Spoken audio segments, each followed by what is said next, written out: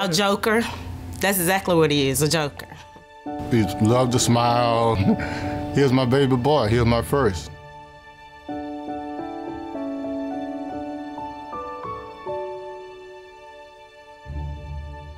Yeah, I was born and raised in Mobile, Alabama. Been here all my life. Well, on August 25th, Robert was saying that he had a headache. He never complained about a headache. So I didn't take it into consideration because, once again, he's a joker. So whenever he kept saying it, I still didn't believe it. Well, I got up that morning, I was bored, and I was just, wasn't nothing to do, and I said, well, I'm gonna walk around my friend's house. I was on the phone with my girlfriend, and about 11:45, I told him that I wanted some lunch. He was like, okay, I'll be there in 30 minutes. Well, them 30 minutes came and I called. He never answered the phone, never answered the phone, never answered the phone. Well, when I fell out the chair, he looked back. He was like, dude, what's wrong, man? You all right? I couldn't say nothing. And then he was like, Robert, man, talk to me. I was just sitting there just leaning over staring. The guy house that he was over had called me and said that little Robert had passed out. When I heard that, I jumped in my car to go to where to get a little bit. I guess, he called for the ambulance to come over, and they came over, and they seen that I wasn't responsive, but I can look, but, I couldn't speak, I couldn't say nothing, so. We were on a call, and basically the patient ended up not wanting to go to the hospital for whatever reason. We were clearing up, getting back in service, and another fire crew flagged us down and said, hey, across the street. We walk over there, he's sitting there, slumped on the car, he can't talk, he can't move. I mean, my partner recognized it immediately. It was quick. And they put me in the ambulance, and I lost one shoe, and I was worried about where the other shoe was. So, when we finally made it to the emergency room, and I ain't see the other shoe, I was like, I just laid back and just went to sleep or whatever. Got him up, got him in the truck, got the IV, got some vitals, called South. They were quick too. They were quick. They were light. Like that is one of the most important parts of strokes, is just time. Like, you are losing brain function and life quality the more time goes on, and they were incredibly fast. His dad called me and he was like, Stephanie, Robert had a stroke. I said, huh? I said, I just got the phone with Robert. Robert supposed to be on his way to bring me some lunch. He said, no, baby, he's at the hospital. My main first thought there was a heart attack. So I didn't know what to expect when I got here, But when I came in, the emergency entranceway, they said, your son just had a stroke. And we was preparing for the worst then. I was scared, I was crying, I still couldn't believe it because, once again, I was on the phone with him, and it happened so fast. We get out, we pull him out of the truck, we get one more set of vitals if we can, if it's time allows, we'll get him inside. The hospital's ready to roll. They tell us which room we're gonna go to, give them a report, told them exactly what I had. They recognized they saw the same thing we did and got him where he needed to go. We activate what we call as a stroke code, and it goes out over the intercom system and the paging system to the group of people that need to respond. And everyone is waiting for that patient when he rolls in the door. So, immediately walking in, given my training, I recognized that he was completely neglecting part of his visual field. So when he was looking straight at you, he couldn't actually see the right side. So everyone thought he was confused. But knowing what I know, I recognized very early this was a large vessel occlusion. So before we even get into CT, I'm calling up Dr. Cordina, who's our neurointerventionalist, and he's responsible for pulling those clots out of your vessels in the same way that cardiologists pull vessels out of your heart. We took him for a CT scan. There was no bleeding because it's very important to rule out bleeding before you give a blood clot buster, And we gave him the treatment, and we determined that he would be a good candidate for a neurointervention. It was determined that he needed an interventional procedure by Dr. Cordina's team, and he was taken to the interventional radiology department where the equipment and expertise is for doing those procedures. So when I first came into contact with Robert, they were getting him prepped. He was completely aphasic, was not able to speak. He was mute. He was right-sided weakness and had a gaze also. Wasn't able to move anything on his right side.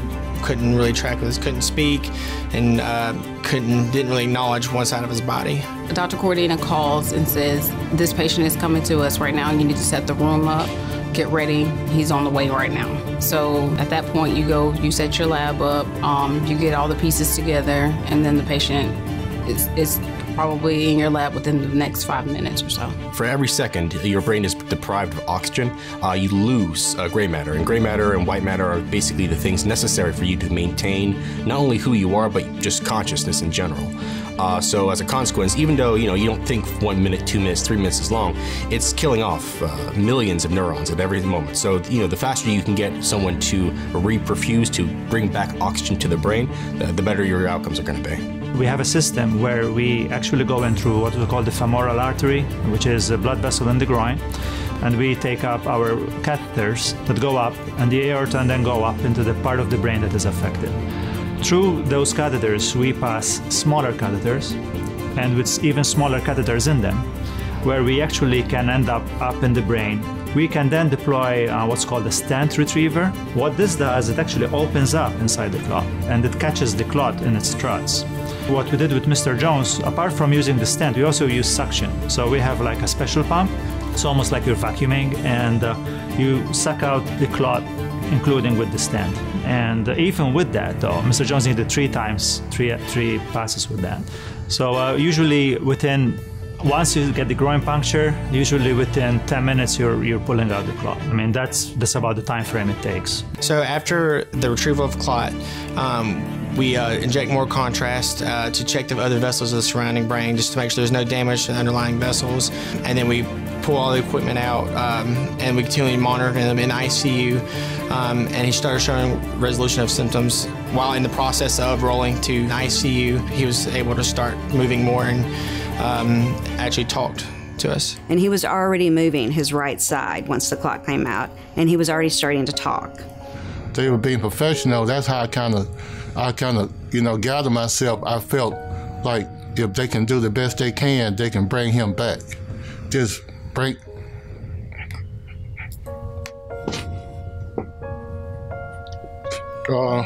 If they can bring him back close to being how I want him to be. And I have a stroke.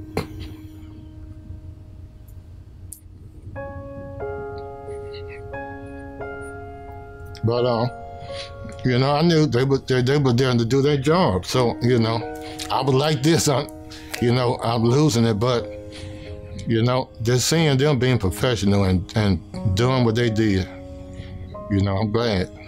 The next morning, he was doing fantastic. He didn't even realize how nearly he had come to losing the right side of his body. It was unbelievable. I was happy because what they was telling me, like I was gonna be paralyzed. Somebody was gonna have to feed me and everything, clean me and everything else. And I was like, Lord, I'm too young to be, going through this else. You know what I mean? I'm very blessed. I think about the third day, that's when I called Daddy. I said, can Robert still, can he talk now? And he actually got on the phone with me and he was talking. I don't think Robert stayed in the hospital a week. They had him out and walking in less than a week. I came and got my son. I bought him with the clothes that we wanted to put on. I bought that, and he's 40-some years old, and I'm an old man, but I love my kids. I love my son. And I went out and got whatever he needed to get him out of here. The USA Foundation donated our second biplane machine, and we, as a hospital that provides a lot of interventional services, including stroke, we had one biplane machine, but that machine was always backed up with work. So the USA Foundation was kind enough actually to donate the machine. And in fact, one of the first patients that was treated on those machines was Mr. Jones. We don't always have that complete recovery, but it also regenerates our team because they're involved in that recovery. And it's amazing to be involved in giving someone back their life. Well, I am very thankful to have the team I have, and not only because they're extremely good at what they do, but they have passion for it. And that combination, I think, has let us really achieve heights which were not achieved before in this area.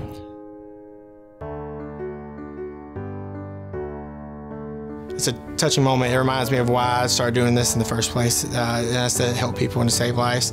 It's very nice to see that because after they leave the ER, we don't always see the outcome of it. We don't always get to see that, what the end outcome is, but with Mr. Jones, having that quick recovery, that's rewarding for us. That's why we do what we do. We want to see people get back to their lives like they were before something like a stroke happened. It's very gratifying. It's very gratifying, and it's why I do what I do. And you're gonna make me cry. I spend a lot of hours here, and the kids will say, "Why are you here? What are you doing here? Do you not like your husband?" And it's like, no, I love my husband, but this is important. This is really important stuff. So it's very gratifying.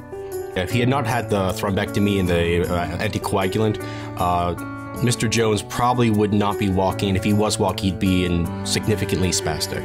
Based on the size of the clot and the amount of brain that was at risk, he would probably at this time not be able to speak or just make basic words, would not be moving his right side, and would be very most likely a nursing home resident.